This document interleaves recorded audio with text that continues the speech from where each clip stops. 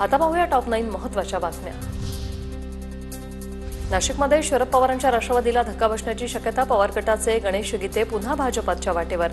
गणेश गीते यांनी विधानसभेला नाशिक पूर्वमधून निवडणूक लढवली होती। हिंगोलीतील शरद पवार राष्ट्रवादीचे नेते अनिल पतंगे यांचा आज अजितदादांच्या राष्ट्रवादीत प्रवेश।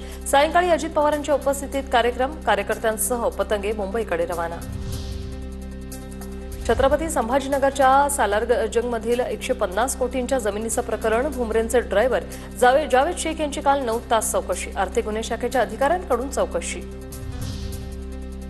सपाचे आमदार अबू आझमींची उच्च न्यायालयात धाव। गुन्हे रद्द करण्यासाठी अबू आझमी उच्च न्यायालयात। औरंगजेबाची स्तुती करणारे वक्तव्य केल्याप्रकरणी 2 गुन्हे दाखल।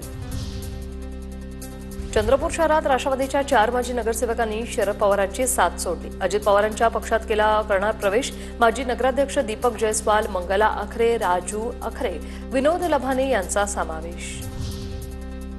मेट्रो स्थानकांच्या नावांसाठी बाळासाहेब ठाकरे, आनंद दिघेंच्या नावांचा आग्रह। मेट्रो 4, 9 आणि 10च्या मेट्रो स्थानकांची नावं बदलावीत।